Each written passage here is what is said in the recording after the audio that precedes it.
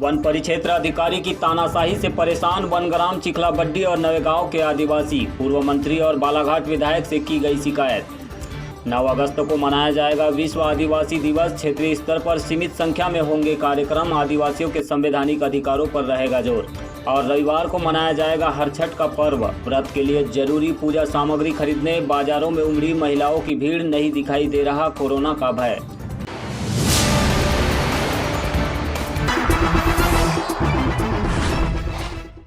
अब समाचार विस्तार से। लालबर्रा क्षेत्र के वनग्राम चिखलाबड्डी नवेगांव के आदिवासी बैगा समाज के लोगों ने आज रेंजर जय कुमार डहरिया की तानाशाही के विरोध में पूर्व कृषि मंत्री और क्षेत्रीय विधायक गौरीशंकर बिसेन से शिकायत की। आदिवासी समाज के लोगों ने बताया कि कोरोना त्रासदी के बाद वनग्रामों में निवासरत अधिकांश आदिवासी परिवारों के सामने आर्थिक संकट खड़ा हो गया है। ऐसे में वे वनोपज और परिक्षेत्र में होने वाले कार्यों में मजदूरी करके जीवन यापन करने मजबूर है। लेकिन वन परिक्षेत्र अधिकारी जय कुमार डहरिया के द्वारा उन्हें ना तो रोजगार मूलक कार्यों में शामिल होने दिया जाता है और ना ही वनोपज का उपयोग करने दिया जा रहा है, जिसके चलते उनके सामने गंभीर संकट खड़ा हो गया है। बताया गया कि इन दिनों वनोपज के तौर पर वे बांस की बीड़ों से निकलने वाली पिहरी निकालकर आजीविका का निर्वहन करते हैं, परंतु परिक्षेत्र अधिकारी के द्वारा उन्हें ऐसा करने से रोका जाता है। इसके साथ ही उन्हें बाहर जाने पर भी रोक लगा दी है, जिससे वे अपने परिवार का भरण पोषण नहीं कर पा रहे हैं। हमारा परेशानी यही था सर, क्या है जैसा कभी भी अभी काम चालू हुआ मनरेगा का काम, तो तालाब वगैरह बने, मीनाक्षी तालाब आए थे, तो दोनों ग्राम में चालू थे काम। नए गाँव चिखलाबड्डी है ना, तो रेंजर साहब बोले कि ये काम नहीं होगा करके दोनों जगह का काम बंद करा दिया। अब पीरी भी मना करते हैं, जैसा पीरी लाते हैं हम जंगल से और कहीं गांव में घुमा के बेचते हैं, कहीं मार्केट में लाते हैं बेचते हैं, उसमें भी परेशानी कर रहे हैं, रोक लगा रहे हैं। और वो गिरे पड़े वाले कभी जलाऊ है, बाँस है, सूखी वाली तो लाते हैं, तो उसमें भी मना करते हैं कि नहीं जंगल से कोई सामान नहीं लाया गया। एक आदिवासी संतराम मरकाम ने यह भी बताया कि कुछ दिन पहले उन्हें धान पिसाई के लिए जाते समय परिक्षेत्र अधिकारी ने रोक दिया था, जिससे उसके परिवार को एक दिन भूखे रहने की नौबत भी आ गई थी। हमारे पास क्या है कि चावल चूर नहीं थे, तो चावल के लिए फिर बोले तो अभी हमारे लालबर्रा वाला छोटू भाईजान ने इनके पास से 50 किलो चावल ले के खाए जाके। नहीं तो इसमें क्या आपको भूखा भी रहना पड़ा था क्या? जी हाँ, एक रात ऐसे भूखे थे सर। क्यों भूखे थे? बाल बच्चे, चावल नहीं थे सर। एक तो हमारे गांव में कभी भी जैसे किसी का तबीयत ठीक नहीं रहता, उनके लिए भी उन्हीं के गाड़ी जाता है। और कभी भी जैसे डिलीवरी प्लेट है, उनके लिए वो जो अपनी जंगली स्त्री से जो होती है, वो जाके गाड़ी फंस गई थी, तो वहाँ से वो महल आते आते आधे रास्ते में खाली हो गई। वनग्राम के आदिवासियों की शिकायत पर विधायक गौरीशंकर बिसेन ने तत्काल दक्षिण सामान्य वन मंडल के डीएफओ से दूरभाष पर चर्चा करते हुए उनकी समस्या के निदान के निर्देश दिए। साथ ही उन्होंने आदिवासियों को भरोसा दिलाया कि परिक्षेत्र अधिकारी के द्वारा किए जा रहे ऐसे बर्ताव को लेकर वे बिल्कुल भी खामोश नहीं रहेंगे। यदि आगे भी इसी तरह की परेशानी होगी तो निश्चित ही डीएफओ जय कुमार डहरिया के विरुद्ध कार्रवाई के लिए भी वरिष्ठ अधिकारियों से चर्चा करेंगे। देखिए, जय कुमार डहरिया वहाँ पे वन परिक्षेत्र अधिकारी लालबर्रा रेंज में, उनके द्वारा चिखलाबड्डी वनग्राम है, नवेगांव वनग्राम है और एक दो और छोटे छोटे वनग्राम हैं, जहाँ पे वहाँ के जो वनवासी भाई हैं, विशेष तौर से बैगा समाज के लोग रहते हैं, कुछ हमारे गोंड समाज के भी, परगार समाज के भी, और उनकी जो जीविका का मुख्य साधन है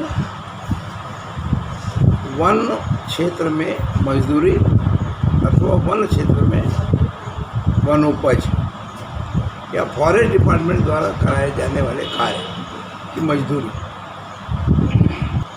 क्योंकि टेकाड़ी नीचे बसा हमारा पंचायत है, उसके ऊपर ये हमारे गांव है, इस तरफ खींचगांव है, उसके ऊपर एक गाँव है, लंबा दूरी है, सर्प वजह से सब चीज़ें नीचे लाना संभव नहीं है। इसी के साथ साथ उन्होंने कहा कि मीनाक्षी तालाब का निर्माण ग्राम पंचायत के द्वारा किया गया, ये गांव हमारे टेकाड़ी ग्राम पंचायत से के ग्राम है, उससे जुड़े हुए ग्राम है।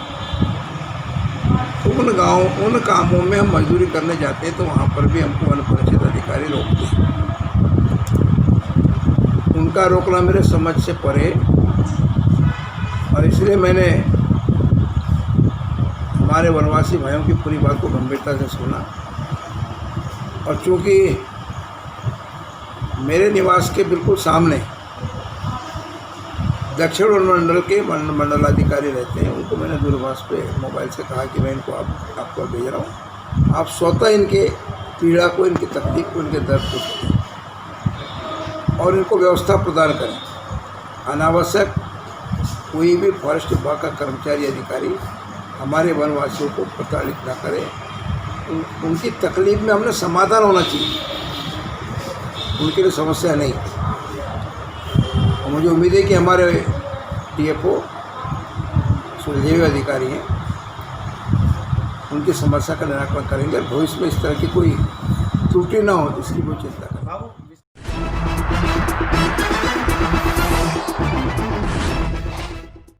जिले में इस बार विश्व आदिवासी मूल निवासी दिवस के मौके पर 9 अगस्त को कोई बड़ा कार्यक्रम नहीं होगा। हालांकि क्षेत्रीय स्तर पर विभिन्न आदिवासी संगठनों के द्वारा इस दिवस के महत्व को बताने के लिए सीमित स्तर पर कार्यक्रम किए जाएंगे। बालाघाट में आदिवासी विकास परिषद की ओर से कार्यक्रम की रूपरेखा सामाजिक और सांस्कृतिक कार्यक्रमों के माध्यम से तैयार की गई है। साथ ही आदिवासियों के संवैधानिक और मूलभूत अधिकारों को लेकर मंचीय कार्यक्रम भी होगा। हालांकि इस कार्यक्रम में बहुत ही कम लोग शामिल होंगे। ऐसी जानकारी विकास परिषद के अध्यक्ष भुवन सिंह कोर्राम ने चर्चा में दी है।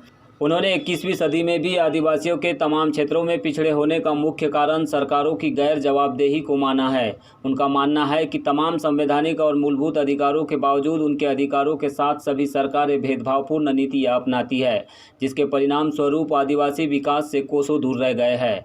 उन्होंने इसके अलावा 5वीं अनुसूची और पेशा कानून जैसे प्रावधानों का सही क्रियान्वयन नहीं होने के पीछे भी सरकारों की मंशा पर सवाल उठाए हैं। कल जो हमारा विश्व आदिवासी दिवस मनाया जा रहा है, तो इस कोरोना संक्रमण के चलते हम लोग इस कार्यक्रम को बहुत बड़े स्तर पे नहीं कर रहे हैं और WHO की गाइडलाइन का पालन करते हुए हम इस कार्यक्रम को सीमित यानी एक स्थानीय तौर पे मनाएंगे, जिसमें हम लोगों ने 3-4 बिंदु पे कार्यक्रम आयोजन रखा है। इसमें पहला है हॉल में हम लोग हमारे जो समाज के प्रतिभावान बच्चे हैं जो 10th और 12th में बहुत अच्छा रिज़ल्ट लेके आए हैं, उन लोगों को प्रशस्ति पत्र और एक पुरस्कार करने का है। दूसरी बिंदु में हमारा पर्यावरण को समझते हुए वृक्षारोपण का कार्यक्रम रखा गया है। और तीसरी बिंदु में हमने हॉस्पिटल को लिया है, जहाँ पे फल वितरण और मास्क वितरण के लिए प्रोग्राम रखा है और साथ ही ब्लड डोनेशन के लिए भी वहाँ पे प्रोग्राम रखा है। इस प्रकार से हम लोगों ने इस कार्यक्रम को करने का सोचा है। इसका कारण यही है कि आदिवासी एरिया में इतना सारा रेवेन्यू है। अगर मान लो संविधान के हिसाब से अगर उन्हें संवैधानिक जो अधिकार हैं या 5वीं अनुसूची है, पेशा कानून है, अगर ये 100% लागू हो जाए तो सरकार को बहुत ना कहीं रेवेन्यू का जो जनरेट करती है सरकार, जो उल्टे सीधे अधिग्रहण करके जो कर रही है, वो पूरा रेवेन्यू सरकार को नहीं जाएगा। बाकी का जो रेवेन्यू जिस प्रकार से संवैधानिक अधिकारों के तहत आदिवासियों को दिया गया है, वो अधिकार जब आदिवासियों को मिल जाएगा तो वहाँ तो रेवेन्यू उनका जो कम हो जाएगा। बस यही बात को चलते हुए सरकार ये करती है कि ज़्यादा से ज़्यादा रेवेन्यू जनरेट करके सरकार अपने कब्जे में करे और इस प्रकार से वो जो 5वीं अनुसूची पेशा कानून जो है वो लागू नहीं करती उस क्षेत्र में।